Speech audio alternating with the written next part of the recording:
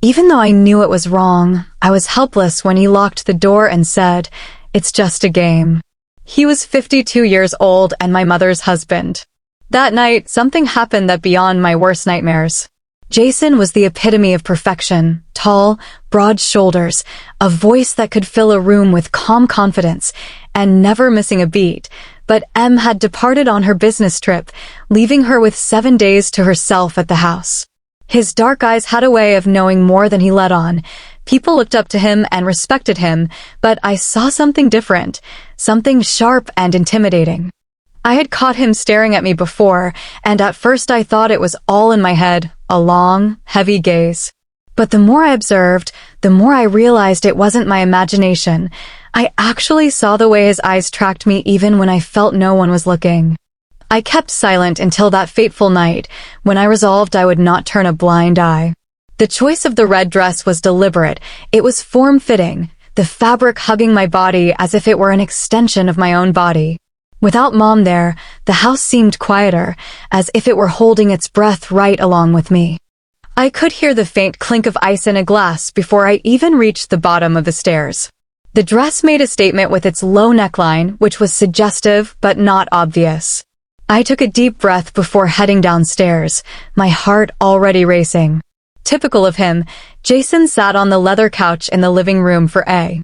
With a whiskey in one hand and his phone in the other, he stood in a dimly lit room, the gentle light of the lamp painting shadows on the walls.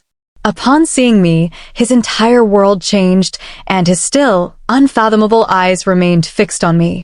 As his eyes traced my every move, I could feel their weight and purpose. "You appear so much older now." Finally, he spoke up, his voice silky and low as if he weren't sure if he should be saying it aloud, but he did it nevertheless. He put down his phone and, without my asking, poured himself a glass of wine and gave it to me. As I made my way across the room, his intense stare followed me every step. Finally, we reached each other, and our fingers lightly touched as I lifted the glass to my lips. The sensation was electric, like a current coursing through my body.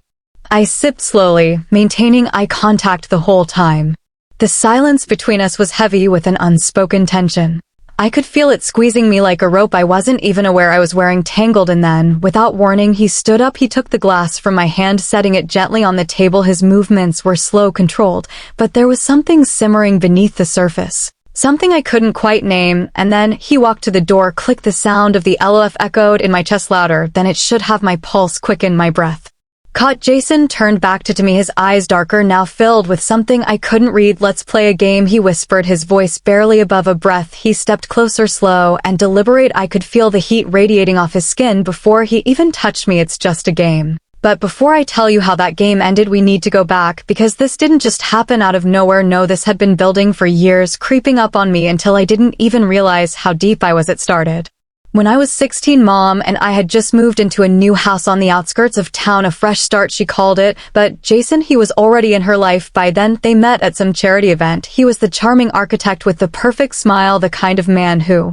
knew how to make everyone feel like they mattered. People loved him, trusted him, but from the very beginning I saw something different. He was always calm, always in control, the kind of person who never raised his voice, but didn't need to. His presence filled every room, and his dark eyes, they were like windows to something sharp, something dangerous. I caught him watching me even then, but I told myself it was nothing, just my imagination. But that summer changed everything. Mom went out of town for the weekend, visiting her sister a few hours away. It wasn't unusual. She trusted Jason completely. Why wouldn't she? He was the perfect man, the perfect husband, the perfect stepfather. Or so she thought. That evening it was just Jason and N in the house. The air felt different. Have you here? Somehow I don't know what came over me, but I wanted to see if I was imagining it, if those lingering looks were just in my head. So I tested him. I slipped on a pair of shorts shorter than anything I'd usually wear and a thin tank top without a bra. When I walked past the kitchen where he was chopping vegetables for dinner, I saw it, the way he froze for just a second, his knife hovering above the cutting board. It was quick,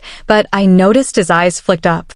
And when they met mine, something unspoken passed between us. We ate dinner on the terrace. That night the sun was setting, casting long shadows over the backyard. I could feel his gaze on me even when I wasn't looking. His compliments were subtle, hidden beneath the surface of Normal conversation, "You really grown up, Mia, you look more like your mother." Every day it was innocent enough, but the way he said it sent chills down my spine. The next morning things went back to normal. Mom came home and Jason was the perfect husband again, but something had shifted between us. I felt it every time he entered a room, every time his hand brushed against mine, just a little too long, every time his eyes lingered a second too late, and I knew this wasn't in my head. Weeks passed, and the tension only grew. Jason found small ways to be around me when Mom wasn't helping me with homework, offering to drive me to school when Mom was busy. It was subtle, but I felt the walls closing and the lines blurring between right and wrong. Then came the weekend that changed everything. Mom had to travel again, something else related to the family. Jason and I were left alone in the house just like before,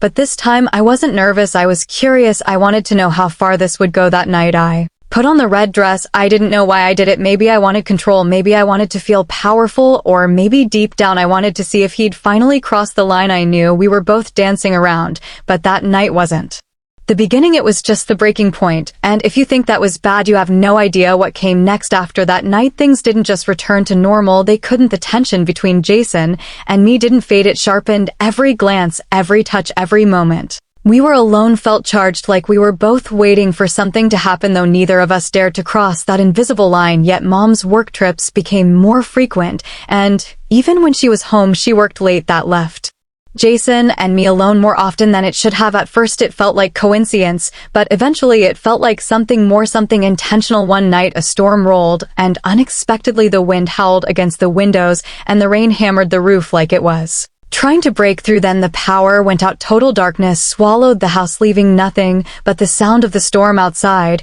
and the pounding of my heart inside my chest as I fumbled in the drawer for a candle. Jason came into the kitchen and found me. His voice was calm as usual, but in the dark, it felt closer, more intimate. I mumbled something while I lighted the candle, and the gentle light put a shadow over his face. Sitting at the kitchen table in the flickering candlelight, we sat and listened to his stories about his travels before he met my mom. His voice was low and soothing, and for a while I forgot about how complicated everything had gotten. I found myself laughing at his jokes, leaning in just a little too close, hanging on to every word. Then, as he gave me a flashlight, his fingers brushed against mine. It was a simple touch, but the warmth from his skin lingered long after the touch was over. I felt my breath catch, and when I looked up, I saw that his eyes were already on me. Not with surprise or guilt, but with something else, and I couldn't quite put my finger on it. Neither of us said a word, but in that silent moment, we were consumed by silence. I pretended it was nothing at first, but I felt deep down that it was something. Then one afternoon, everything changed. I needed a flash drive for a school project, and someone offered to drive me to school while my mom was busy with other things. They helped me with my schoolwork, asked about my day, and offered to drive me. I convinced myself it was harmless. I'd just grab the flash drive and be out the door in a second, but my curiosity got the best of me, and I ended up stealing it from Jason's office, even though I knew he always locked it. His office was so well organized, with everything in its proper place. I found the flash drive with no problem, but just as I was about to leave, I saw a small locked box hidden in the bottom drawer of his desk. I knew I shouldn't have looked, but I couldn't help but. The key was in the drawer above it, hidden beneath a stack of papers. When I opened the box, my breath caught in my throat. Inside were dozens of photos, all of me. These weren't the kind of photos you'd expect from a stepfather. They were taken when I wasn't looking, when I thought I was alone in my room, including while I was sleeping. I stared at them, my hands quivering, and the walls seemed to be closing in on me. This wasn't a game. This wasn't harmless flirtation. This was a trap. I returned the photos to their original container, secured it, and placed everything back where it had been. However, nothing felt right after that. I couldn't erase the images or the knowledge I had gained. What's worse is that I couldn't figure out how to get away from Jason anymore. He wasn't merely observing me anymore. He was waiting. In my heart, I knew that I was just as troubled by the photos as he was by them. I couldn't sleep because every time I closed my eyes, I would be confronted with images of vulnerable moments when I felt like my skin belonged to someone else. The house seemed to shrinking around me, and it wasn't just the invasion of my privacy. What was worse was Jason. He pretended nothing had happened, as if we were still engaging in the same innocent game of subtle touches and lingering glances. Keeping tabs on me at the moment. There was this one evening when I sat on the back porch pretending to read a book, even though I hadn't turned a page in over 10 minutes, as the sun was setting, casting long shadows over the yard. I thought maybe I'd get a moment of peace, but then I heard the sound of door creak opening behind me. No matter how much I tried to avoid him, I stayed in my room as much as possible, with headphones on, pretending to study. But no matter what I did, he always managed to find a way to be near me, whether it was in the kitchen, the living room, or even just walking down the hall. "Mia, it seems like you've been somewhat anxious recent times." Jason strode onto the porch, holding a glass of wine in each hand. He sat down on the table beside me and took the chair across from mine. I remained absorbed in my book, telling myself not to let him see how afraid I was. He then nodded toward the glass, suggesting that maybe you could use something to help you relax. He leaned back in his chair and laughed gently. "You know, Mia." I smiled firmly and told him I was all right. His words sent shivers down my spine. I pretended to read, but his intense stare pierced through my illusion. The air was heavy with silence as he stood up, carrying his glass with him. As he walked past my chair, he whispered something in a low, smooth voice. "You don't want your mom to find out, do you?" With a hint of danger, I remained motionless, my heart racing, denying him the pleasure of witnessing me. When he returned inside, I gasped for air. I hadn't realized I'd been holding it all that night. I tried to text Mom, wanting to spill the beans, but every time I did, I felt as though Jason was watching, as if he knew exactly what I was doing. I was terrified of what he'd do if he found out. Days passed in a haze of anxiety and fear. I jumped at every sound, even the sound of the floorboards. Even when he wasn't physically present, I could feel his presence, as if he had embedded himself into the walls of the house and my mind. I devised a scheme to get away, even though I had no idea what to do. I knew I couldn't remain there. Jason was always there, one step ahead, so I kept waiting for the perfect night when he wouldn't be home. Finally, one night I felt I had my opportunity. For once, I believed Jason when he said he was going to the store. I waited until I heard his car leave the driveway, then stuffed my backpack with all my belongings, cash, phone, extra clothes, etc. But when I opened my bedroom door, there he was, arms crossed over his chest, eyes dark and cold, and a voice that was calm but had an edge that made my blood run cold. I froze, my heart pounding in my chest. "I was just going to a friend's house," I stammered, trying to sound casual. He stepped closer, and I instinctively retreated. "You think you can just leave?" he said, his voice dropping to a dangerous whisper. His eyes locked onto mine, and I finally saw the real him. The mask had been removed, and all that remained was Jason gently touched my cheek in a mocking gesture. I blinked back tears. I would not give him satisfaction. At that moment, it hit me. This wasn't about me anymore. Jason was a threat to Mom as well. If I didn't find a way out, he would destroy us both. But escaping Jason wouldn't be easy. He wouldn't let me go without a fight. I doubted my strength, and I could feel the walls closing in on me as he took another slow step toward me. Even at this early stage, his once serene and collected eyes were filled with an eerie intensity that I failed to recognize. His voice was low and sinister, and I could feel his breath against my flesh. The weight of his presence was like a suffocating weight, and I knew I was in danger. There was a sudden crack, and I froze, my thoughts racing and my heart thumping so loudly that they drowned out everything else. I thought this was it. I believed there was no way out. The room resonating with what sounded like a gunshot. Nan appeared, unfazed and unconcerned, as I had anticipated. I startled and quickly shifted my gaze to the doorway. She spoke in a strong voice that sliced through the dense tension, her eyes filled with a chilling resolve I had never witnessed before. She wasn't here to inquire, but rather because she knew Jason. "The match is over, just like a knife." For the first time, I noticed a glimmer of terror in Jason's eyes as he went into a complete state of shock. Her mom held up her phone, and I could see the screen flashing. A recording began playing, and I could tell right away that it was you trying to manipulate us with every word, whisper, and game. It was actually us playing you, Jason. She persisted in walking farther into the room. Jason's expression turned pale as he opened his mouth to speak, but he remained silent. He was trapped, and he knew it. Without further ado, she reached for her phone and dialed 911. The sound was both eerie and reassuring. Finally, after what seemed like an eternity, I could catch my breath. But the worst was yet to come. As the cops arrived, it was as if the house were emitting a surreal glow, what with the flashing red and blue lights reflecting off the walls. With his hands cuffed behind his back and a blank expression on his face, Jason sat on the couch. Yet, I could see the understanding that his formerly perfect little world had fallen apart in his eyes. As the officers lowered their lights, my mother remained steadfastly at my side, her arm encircling my shoulders in a protective embrace.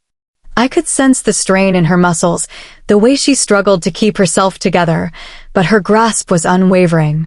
Jason out of the house, he turned his head, his eyes locking onto mine one last time. There was no warmth there, no regret, just cold calculation. But I didn't flinch. I met his gaze unblinking until he was gone. The door closed behind him, and the house was quiet again. But the silence felt different now, not suffocating, just empty. Later that night, after the police were gone and the adrenaline had worn off, Mom and I sat in the kitchen, the same place where so much of this had started. The only sound was the soft hum of the refrigerator and the distant ticking of the old clock on the wall. "I'm sorry," Mom whispered, her voice breaking the silence. Her eyes were red, but she hadn't cried, yet I should have seen it sooner. I shook my head. "It's not your fault," but we both knew the truth was more complicated than that. She reached across the table, taking my hand in hers. "I knew something was off," she admitted quietly, but I didn't want to believe it. I didn't want to believe I brought someone like that into our lives. I squeezed her hand. "You saved me, Mom." She finally let the tears fall, then silent, but steady, and I let mine fall too. The days that followed were a blur of police interviews. There would be sessions and awkward conversations with people who didn't know what to say.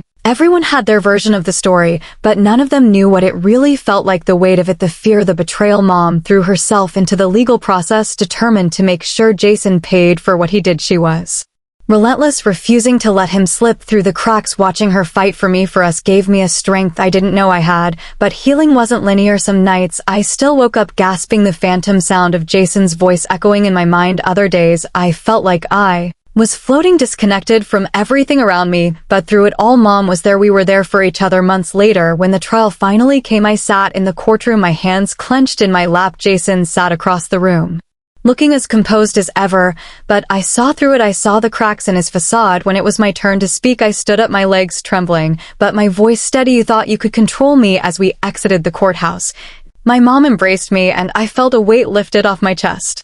It wasn't just about justice, but about reclaiming my life. I told him, "You're wrong. I'm not your victim. I'm not your game." Seeing the first sign of emotion in his eyes was enough. She whispered, "It's over," but I knew it wasn't really, because the wounds Jason inflicted wouldn't heal overnight. However, I also knew that we were stronger than him, so I knew the game was finally over. After much reflection, I realized that the real game wasn't about Jason controlling me, but rather about me discovering the strength to break free, and I succeeded.